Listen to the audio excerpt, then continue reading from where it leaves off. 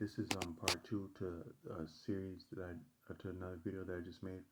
I'm not sure what I'm going to title it, but I'm going to make them the same title, so it's clear that they're connected. But that video I was saying that I was starting that out by driving in a car, and I was saying that I don't mean to be light about recording while about letting talking while driving, but that it's a little bit different for a person that's a professional driver that's used to a lot of conversations going on and sometimes verbally engaging where appropriate. It'd be different than a civilian as the attention span goes while driving for an actual bus driver. But sometimes when you're distracted by something, it can actually loosen up some creativity. Like for during the time of the pandemic, I was cleaning for I was cleaning for an elderly man. He had his own apartment, but he couldn't clean it by himself. And then he would have some young people that would stay there with him, and they would tear it up. So when I first got to that apartment, it hadn't been condemned, but for a layman person, you would wonder how anything could be more difficult to clean than that. But it actually didn't take long to turn it around if you're being sincere. So I'd have like maybe 4 or 5 hours on my hands with that apartment at a time, and within about a week, I got it really back looking right. And then some of his community members there, they would buzz in and out of the house uh, periodically, just to say hello, but they'd also like walk in for a different reason, and they would comment like, oh man, it's actually starting to look nice in here. Like, dang, you can enjoy it. I could enjoy a place like this. But then no sooner would I clean it than it would actually get torn. Where I'd clean it, by the time I get back the next day, it had been torn up, or while I was cleaning it, it would be getting torn up. Because that's what kids are, and that's what they're supposed to do. But it would be a lot of work. But I'm also a little bit tall stature, so it was difficult to lean over and pick up that many toys after the young people like that and just keep that apartment good to go. But while I would do that, I would have some brilliant ideas about what I thought were brilliant ideas about music. I'd have some real musical experiences in my mind while doing that work. And at that time, I was corresponding with the Songwriting School of Los Angeles. I had taken a lot of classes there, and I was on first name basis with the owner of that school, and he's on first name basis with a lot of he knows most he probably he's on first name basis with a lot of rock and rollers and different people that are around somewhere around music like that. But he's a really nice, friendly, down to earth guy. Rob Seals is his name. I'm not trying to name drop with that, but just to be forthright, Rob Seals, the great Rob Seals of the Songwriting School of Los Angeles.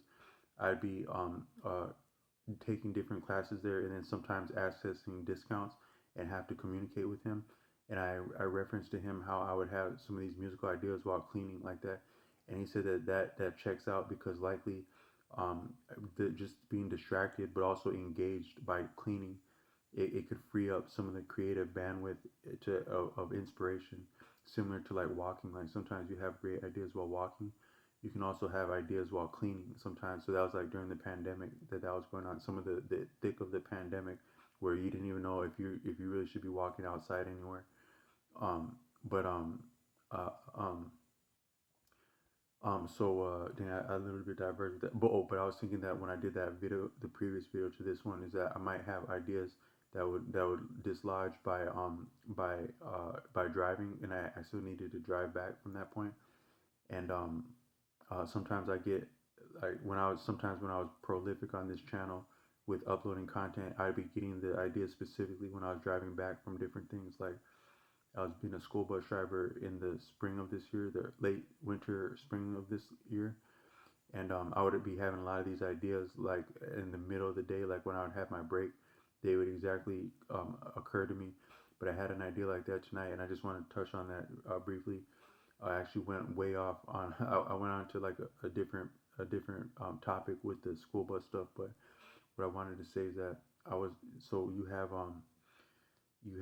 some you have it's actually kind of incredible how many assassinations are taking place on social media or are referenced by social media.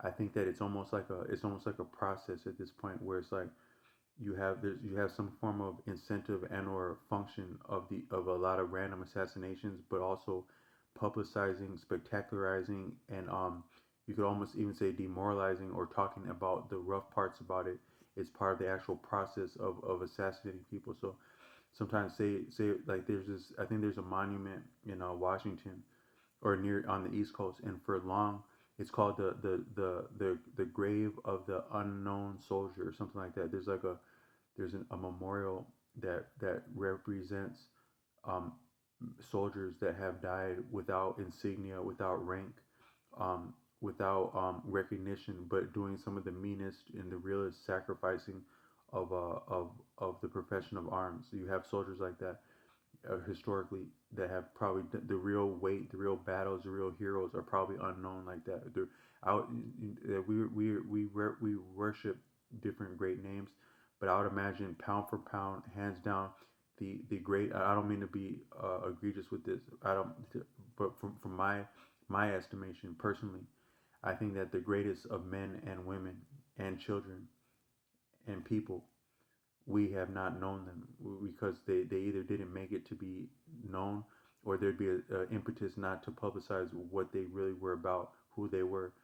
But they had the grave of the unknown soldier that it sustains guard living guards day and night in any weather. There's always someone manning that post of the grave of the unknown soldier. You could say that that's some of the real spiritually, as spirituality goes, that may be the heart of the United States military. Is just the whatever's real about whatever's left of real in the salute between brothers in arms, or the armed services. It would be somewhere around what is symbolized and referenced and revered by the grave of the unknown soldier that's still guarded. Um, and so, as long as there's still the honor of the real sacrifice of the unknown, then there's still honor that exists. And when people salute, that means something when people salute. But that it means something is that you have. So all I meant to say is that there's something. So if a person dies, and I'm not trying to bolster or publicize the American military above any other military, or the American interests above any other interest. It's not my position in this. But just to say that if a person were to simply fall, like a soldier, a combatant, or just a person in general, if they were to fall heinously, tragically, untimely in the line of duty, not in the line of duty, if they just fall like that and a person leave it alone, that's not the worst thing. If they're already gone, that's not the worst thing just to leave it alone right there. We don't gotta talk about that, good or bad. We don't gotta talk about that because we miss them. They're gone now.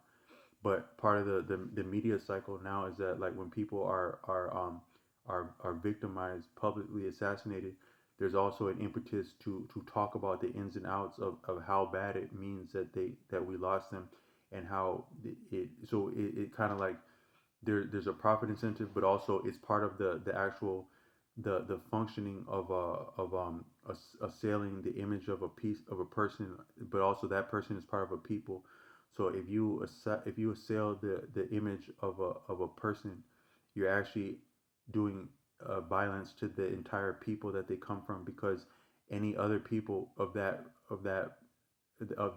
any of other people that are of them, or that they mean something to, or that resemble them, they can assume, or a similar outcome can be placed upon them, and you have a precedent. So you have whatever you do to one person, a type of person, a mode of person, a mode of being, a mode of operating, it's a precedent. That's what I'm reaching for, is that what happens to us as people, or to people like us, is a precedent. So then it's that much easier, or expected to yet again replicate that.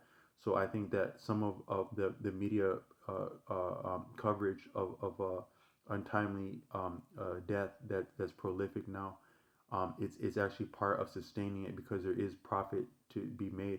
The YouTuber Naomi Klein has I'm not Naomi Klein, I'm sorry, Naeem Edwards has made a piece talking about just how much there is incentivizing untimely death, whether that's coroners, morgues, newspapers, airlines that have to haul like um, coffins, funerals, media personalities, YouTubers, weapon companies.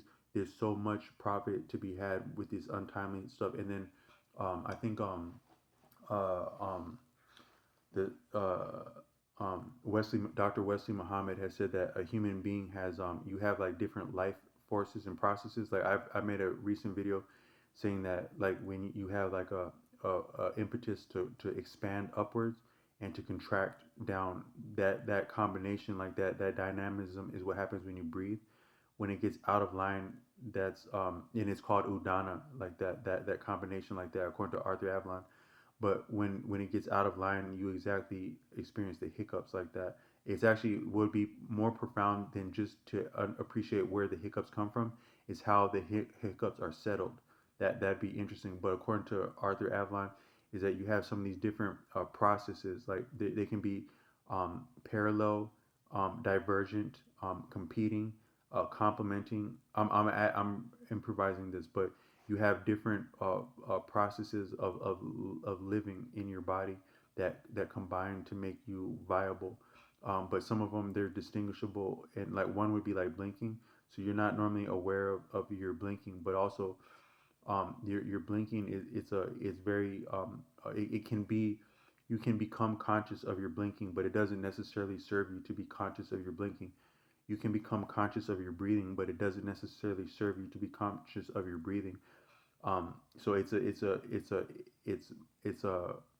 it's an odd. I don't know if you call that on atomic, like um there's a word for things that are subtler than your conscious control, but your conscious control can come over them, because one is that, well, some of that it might have to be around like fighting, because like if you were to fight or just different things you would do physically arduous, you actually need to manage your breath to do that. You could say that human beings were intended to experience or practice some form of yoga, just simply because we can control our breathing. It, according to Osho, your breathing is almost the perfect. That's the nearest about. I'm saying this latter part is that that's the nearest part we will come to being godlike, because what we call God is God not merely because of being omnipotent, but for being truly efficient. That's what would be even more awesome than potence in itself, is efficiency, because that is greater than and can dispense with and can utilize potence better than potence for the sake of potence. And the closest we probably come to that is then also according to Arthur Avalon, who made a statement that what's called God is deathless, because it's perfect, because it's because of economy. It also, were one to inspire, that is create breath, one would have to be possessed of the greatness of one that can inspire or create breath. That would also constitute a, a degree or form or complete immortality to sponsor and inspire breath like that. So the closest, I think that we may actually do something close to that when we make love, because now there's an essentially, so you what happens when you go to bed, you have a dream. So what happens when you sleep with someone, you have another life, but life is a dream, so you just created a dream right there when you sleep with someone. But but and then they're possessed of breath, and so you somewhat inspired breath by making love. But according to Arthur Avalon, to be deathless is to be is to waste not, and to inspire, that is concede also breath, because when you breathe, that's conceive. When you release, that's concede. So to breathe, to conceive and concede original breath, and with that being true economy, is immortality, life, deathless, life everlasting. Um, but even everlasting, it sounds a little bit fatal because that sounds settled for it. But if it's given, if it's promised, then if it can, if something can't suffer loss, um, then it's not truly living. Also, so there's something of a vulnerability in anything that's alive. Sometimes, like when people are like showing their vulnerable side, like to get on in favor with people, it's they're showing how alive they are, because you're alive by being vulnerable. because no risk, no reward, no vulnerability, no life. Um, but uh, um, but one of the most profound things that we do is when we're breathing, but we're not aware of our breathing because the breath is almost exactly suited for that mode of activity when we're naturally breathing, whether that be walking, running, whenever when any form of activity is attended by a distinct form of breathing, according to Osho, including lovemaking, including fighting, including exercising, including yoga, including watching television, including watching scary movies, including watching funny movies. Anything that we would do, it's actually attended by a change in the mode of breathing. I've sometimes wondered if actually that's the distinction between species. Is their mode of breathing? Well, you could say one is that the distinction between any species is actually their niche in an environment that is they live by, they prosper by, they survive by, they're viable, they evolve by a niche because there's really no getting ahead outside of a niche. But you could also say that's their function. But then also their activity would be habituated to their function and activity. That would constitute a form of breathing unique unto that creature and being that may further sustain and give definition and contour and form to that greater mode of being. And it would be exactly around breathing. I've estimated that. Um, but but so but some of these processes like breathing, to be able to become conscious of breathing and then manage breathing consciously to an objective like exercising or fighting or something like that, that would be one advantage to being able to become conscious of breathing, although generally it's not to an advantage to be conscious of breathing. But other things are like that too, like your actual blinking is not normally conscious, and it can be vexing to become conscious of blinking. There'd be like sometimes people are really, there's certain things that people say that are completely ugly when they're really becoming mean spirited near about to the point of hatred. And I've heard a comment, sometimes I've heard people get around to being close to making hateful um, uh, commentary, they'll exactly say something about to do with blinking, and so by the time someone talks about blinking, it had been serious. Um, but it normally doesn't serve people to be aware of blinking. But blinking is another. It's a process, like an autonomous process that it's ongoing, but we're not always aware of it. But a bastardization of all those processes would be to say libido, but they can be distinct the one from the other and not necessarily have to do with sexual activity, or it can be different, but then also sexual activity. If so, nothing is limited in life. So things aren't limited. Some processes aren't limited to one function. Another one would be like the gestation and digestion of food. You're not normally aware of the activity of your innards, but you can become so. Like certain substances can give you an awareness of your actual innards, and that doesn't help as a person. That can be a confounding and frightening experience. But some of these processes, they exist, but they're not always conscious.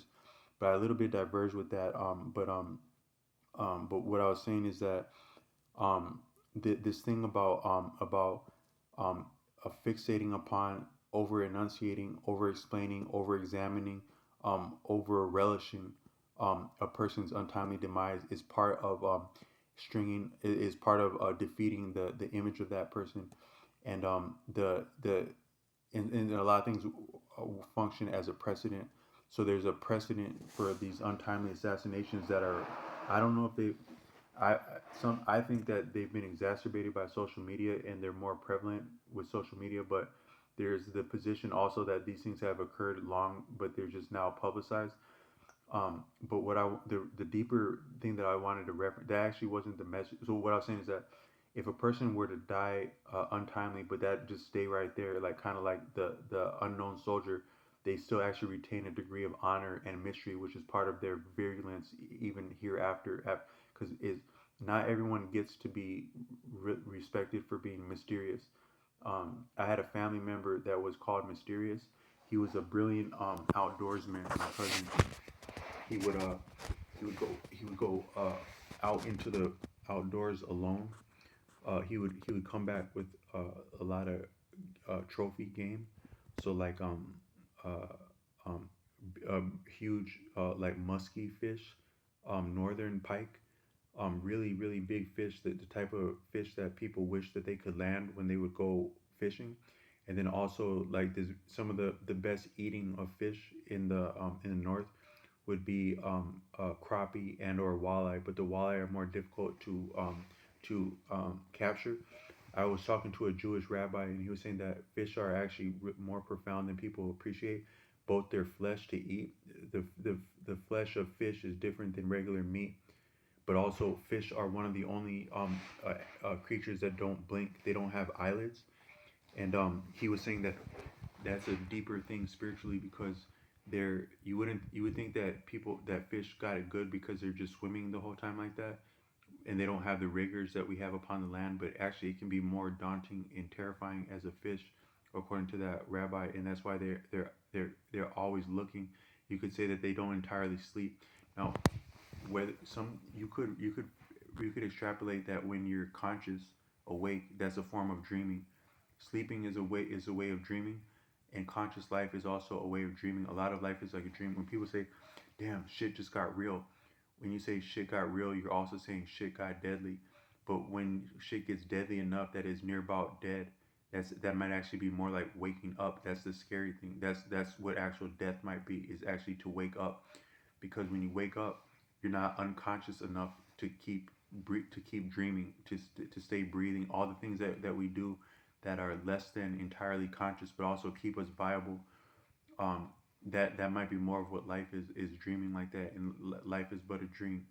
But then, so with death would be to wake up, and that's some scary shit. Like you hear something go up, pop, that wakes you up near about to the point of killing you. But then the fish might be, because sometimes you wonder, like, you fall asleep and you're in this dream world, right? You just drifted off to another world. What did the actual physical world look like when you were dreaming? And what does it mean that the physical world could be that intact and sober while your ass is asleep like that, and then now you're awake? Now, is that physical world not also deeper and more mysterious than even your dream world because it was more present and more of here than you were in the dream world? It's kind of a deep thought like that. But um um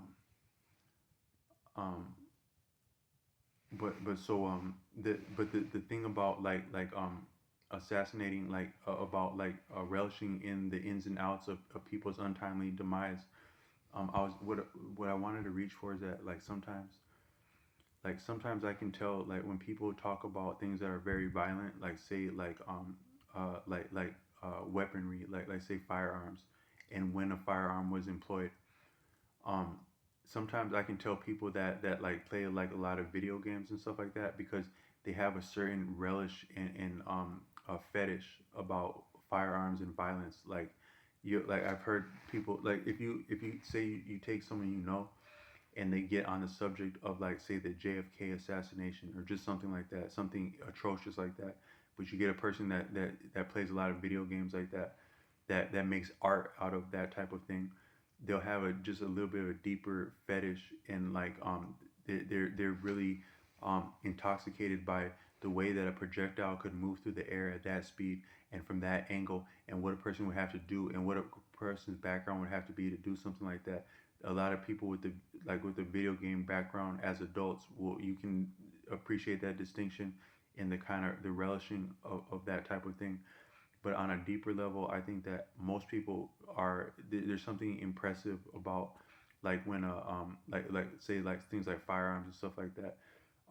One of the scarier things about firearms, what would be when you're actually graced enough to experience firearms without losing your life. I think if you lost your life, you may not actually completely experience the experience because there'd be nothing to recall of it. So it's interesting what you survived and didn't, and what your thought is having survived it, and what it would have been if you had not survived it. But what would have been if you are to survive something that heinous? What's more scary than the actual report of a firearm? Which, if you've grown up around fireworks, you've grown up around report. But what's more daunting is, like, the projectile break the sound barrier like that. sounds that you don't normally hear in life that are attendant of the intention to end someone's life, but also the physics of employing a firearm that it baffles the actual normal operation of physical reality. It's something of a breach of I think it's a breach of the purposes of this life. So what I was meaning to say is that when I got on the part about the blinking and the breathing and stuff like that, is that things like our nail growth, our hair growth, our blinking, some of our digestion. Because like sometimes they say when people fall untimely, they defecate themselves when they fall untimely. That's a little bit deeper than it seems on the surface. Is that some people would think that that's because the body relaxes, and there's something about like they think they have things like rigor mortis and stuff like that. So the body itself, it has protocols and processes that are part of transitioning, and that'd be like rigor mortis and stuff like that. It's typical, and it's the body has at least some preparation and process of dissolving itself appropriately, such as like rigor mortis and stuff like that. However, some of that it's also because, and it's not independent of the fact that you have different processes that combine to make a person an organic being, living and viable. But they're not all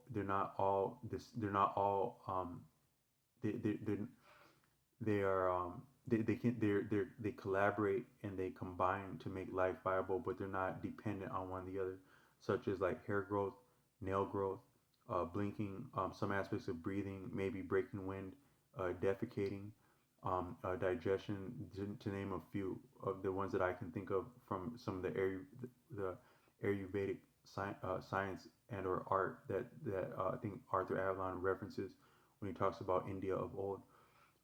But what I meant to say is that these processes they are at play, and they're they're calibrated such to give a person a full experience of life, sensation of life. So they're en route to existing over uh, 60 years, 70 years, 80 years, 90 years, 100 years. They're in the process of doing that, en route to doing that.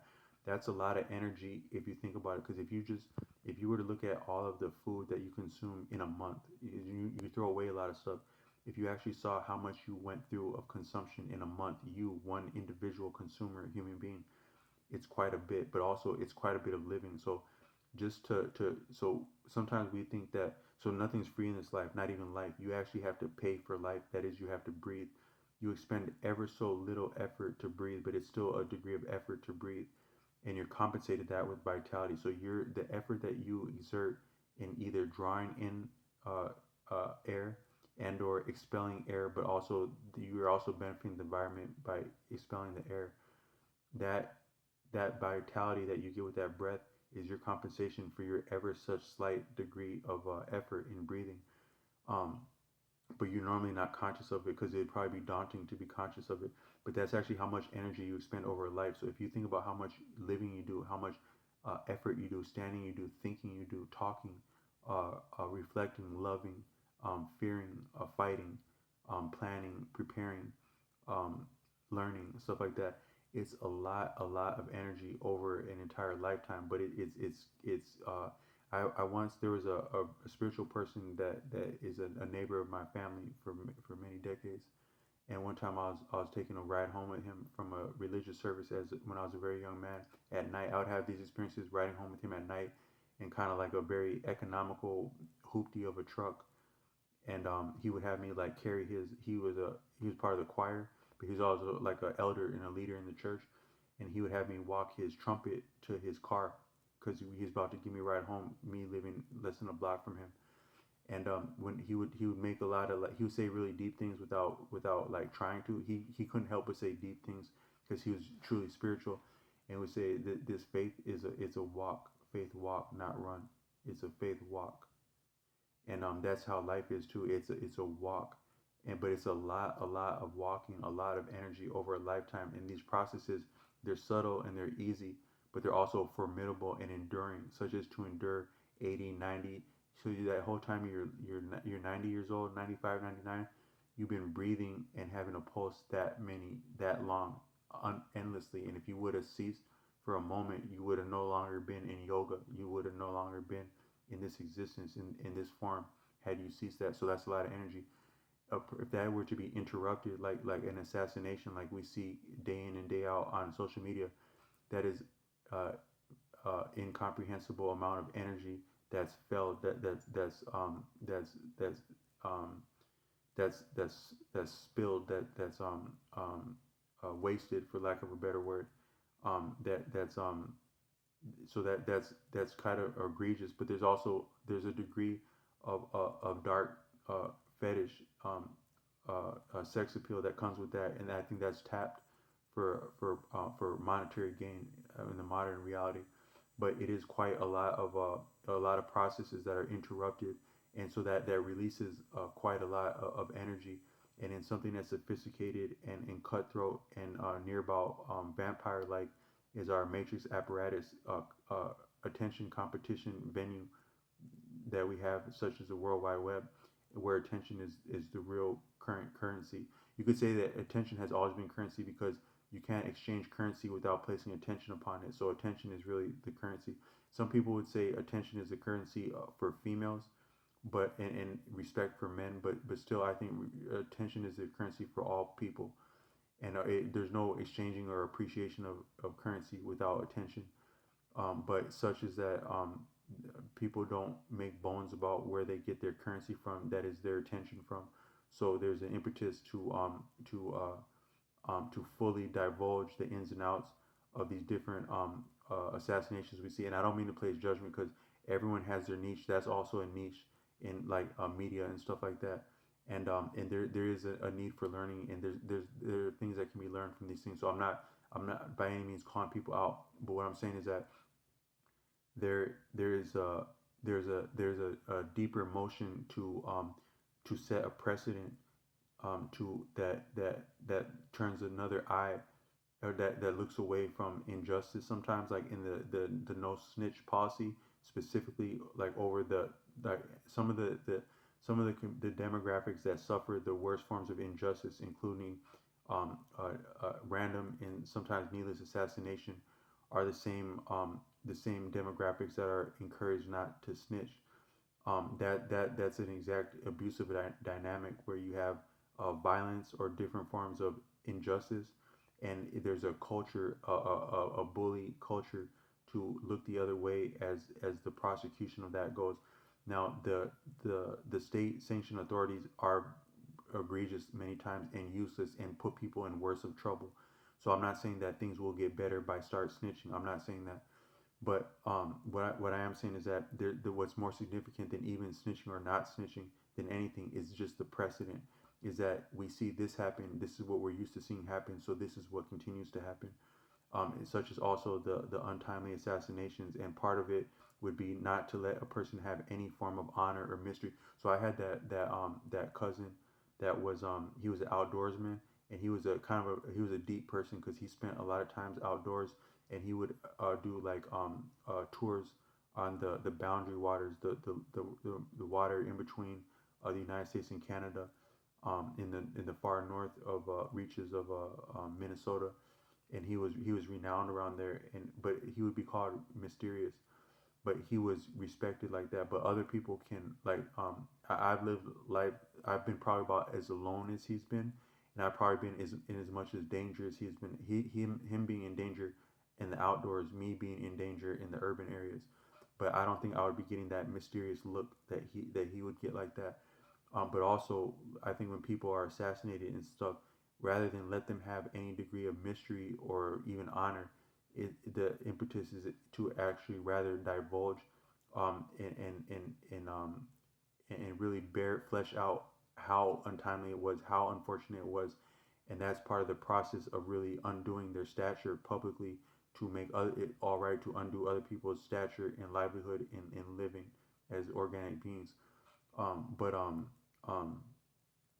and so um but this thing about fetishizing about like things that are very violent, or like say like the like when people are impressed by like the assassination of JFK, you get some people that are talking about like, and this is with the angle, and it was only that he could have done this and got himself there, and if he was really the one to do that, and then the way that it gets more and more a little bit of like a fetish, like talking about this stuff, but also that type of stuff, to experience that type of stuff, it really is profound in that it's veering from the actual tendencies of the processes that are basically decent and life affirmative, the processes around us, no less than the dynamics of physics that make our physical life viable and sustainable. And because if you think about like other parts of space and stuff like that, it can be hella hot, hella cold, hella. But on Earth, it's a little bit stable enough for us to live decently, to learn lessons, to love people, to have something to remember and be remembered for. And by we have that much of grace on the Earth. But then in certain circumstances, incidents, some of those things are breached. So you hear gunfire, and what's maybe more frightening than the report is actual the dynamics of physics in projectiles breaching the sound barrier. That's not a normal thing for people to hear. But what I meant to say is that I think that what that fleshes out is that I'm going to try to wrap this one up, but what people are impressed by is that say a person is impressed by the so if we're being honest, people are impressed to one degree or another of different assassinations and the dynamics around that. What they're more impressed by is fire, is what I'm saying, is that like so um, things like that, like firearms, projectiles, that's made possible by fire, as in the ammunition, right? But I think that all of this life is actually inherently fire, because if you anything can go up in flames at any time.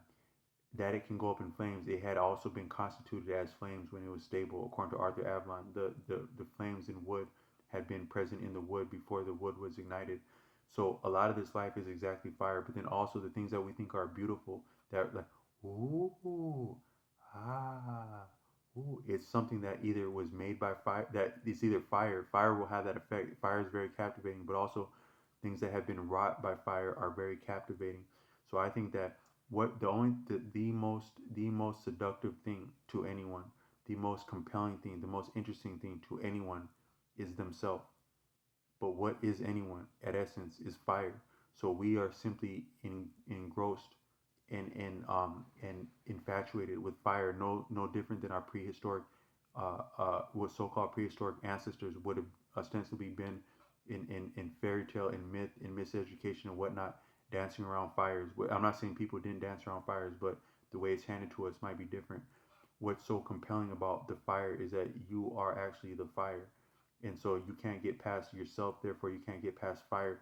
You can't get past the dynamics of things that have been wrought with ingenuity, but that possible by fire, either directly applying fire or having enough ability to be stationary to indulge creativity and or learning and or effort and or labor to the point of doing something impressive that was also made viable by either food prepared by fire or communication of goods and services upon transportation that's viable through fire. So fire is what. So when people are getting off, like people that appreciate video games, that don't appreciate video games, that are engrossed by dynamics of like heinous situations, firearms, stuff like that. Anything somehow or the other to do around with fire at the end of the day, at the end of it, in the beginning, the middle, and end of it, it's about fire. But also, I'm saying that we are infatuated with fire because we are fire.